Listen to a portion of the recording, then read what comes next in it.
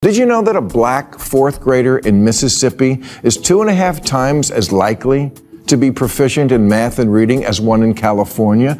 Mississippi is kicking our in education, and for way less money.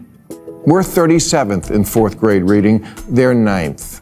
Read that again.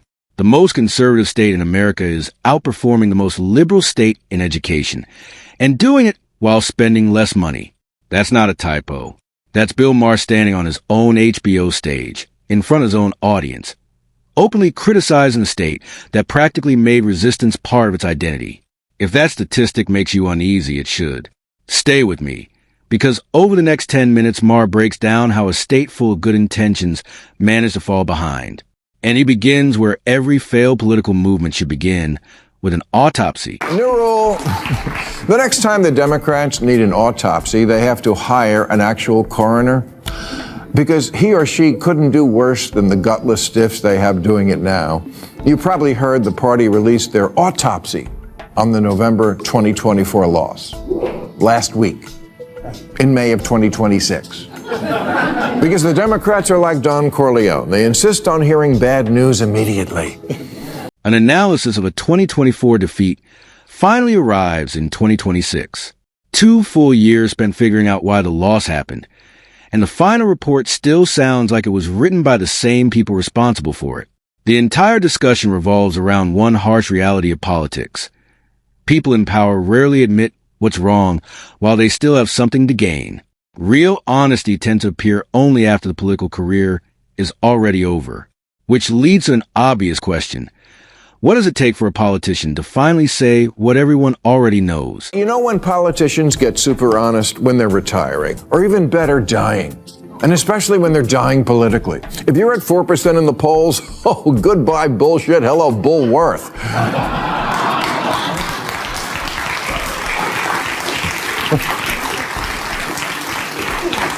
Make you talk? We can't get you to shut up then. Apparently, dropping to 4% in the polls is exactly when some politicians find the courage to speak honestly. Maher references Bullworth, the Warren Beatty character, who only starts telling the truth after arranging his own assassination.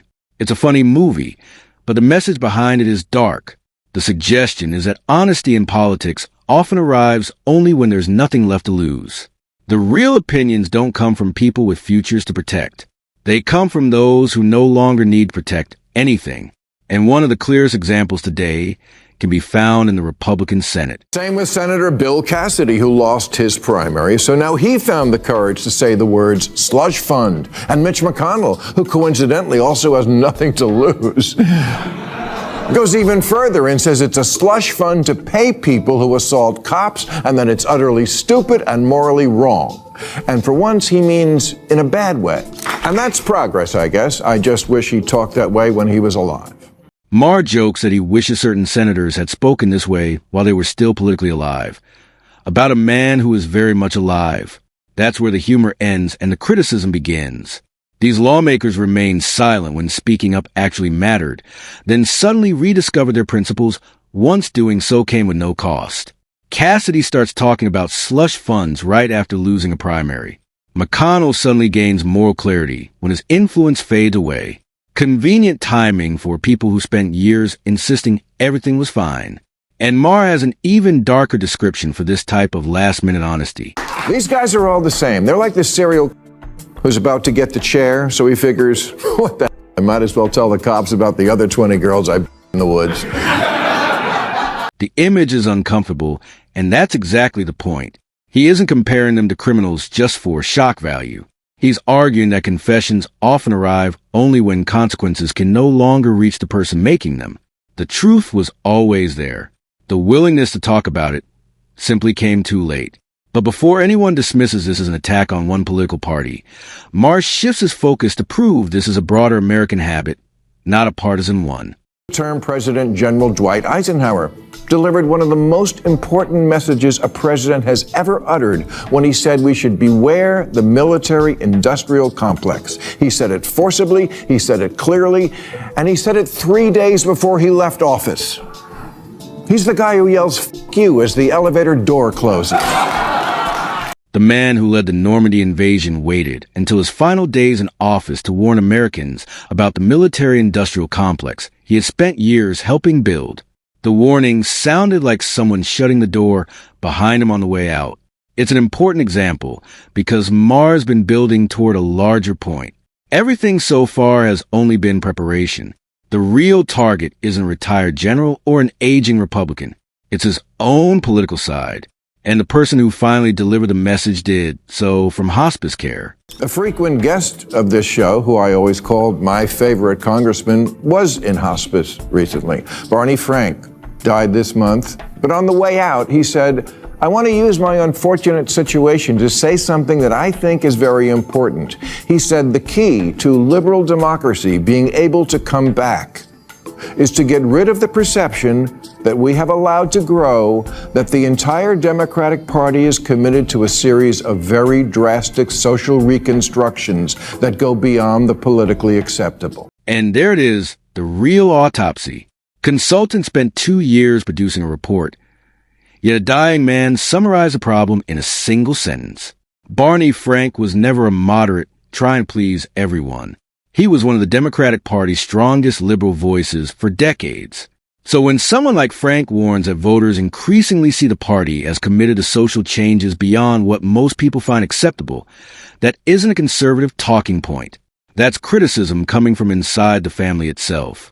Even in hospice, Frank remained politically active, promoting a book that argues many on the activist left have adopted positions that no longer align with the average voter.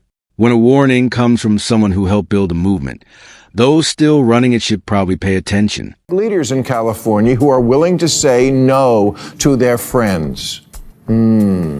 That would be the unions, the bureaucrats, the lawyers, the consultants, the regulators, and all the special interest friends who make living in this state such a frustrating, maddening experience.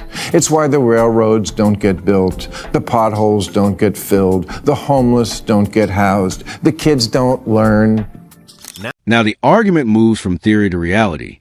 Drastic social reconstruction is the kind of phrase people can debate forever. But infrastructure delays, unfinished projects, and visible problems in daily life are harder to argue with. Rail projects stall. Roads stay damaged.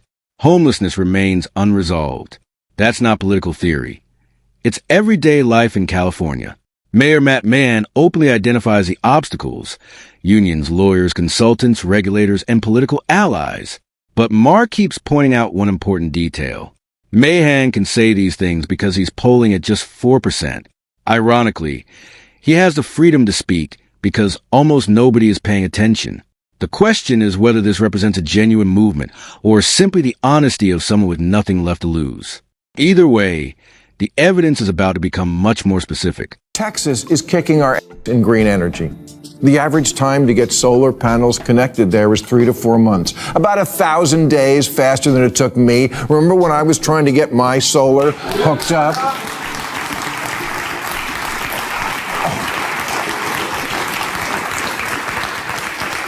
It would have been quicker to build a windmill. So Texas has passed California in solar and blows away California when it comes to wind and energy. Education was only the beginning. Now California is struggling on an issue that has become central to its identity: climate and clean energy. Texas, a state often mocked for its attitude toward climate politics, is connecting solar projects in a matter of months, while Maher describes waiting years just to get solar connected to his own home. Think about that for a moment. The oil state is outperforming the green state when it comes to green energy, and the gap isn't even close. The obvious question is how that can happen. To his credit, Maher doesn't avoid the answer. How does a state with no pro-climate policies produce better climate results than a state where here, even though we have so much better stickers on our bumper Prius, bumper stickers on our Priuses, you know what I'm saying. I'll tell you why. Because you're allowed to build there. Because every third person in Texas isn't someone whose job it is to make sure nothing gets. The answer is simple. Because people are allowed to build there. Just 6 words, yet they challenge an entire political self-image. The slogans say one thing: The results say another.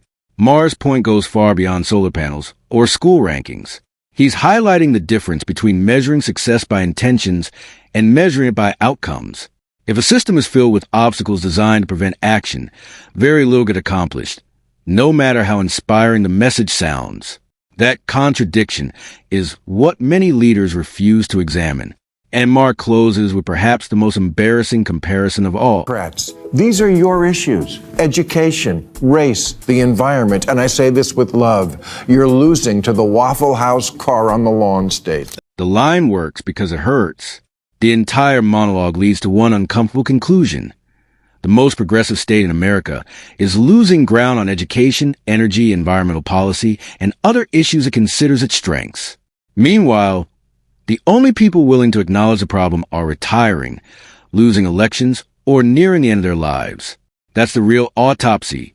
Not why one election was lost, but why a party that claims a moral high ground keeps struggling to produce results. Maher's message isn't that people should become Republicans. His argument is that good intentions should not be confused with good outcomes.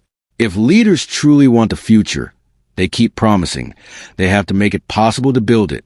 Whether those in power can hear that warning before it's too late remains the unanswered question. Let me know what you think in the comments.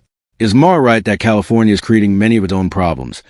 Or is he being unfair to a state facing challenges that Texas doesn't? Share your opinion. Subscribe for more breakdowns, and I'll see you in the next video.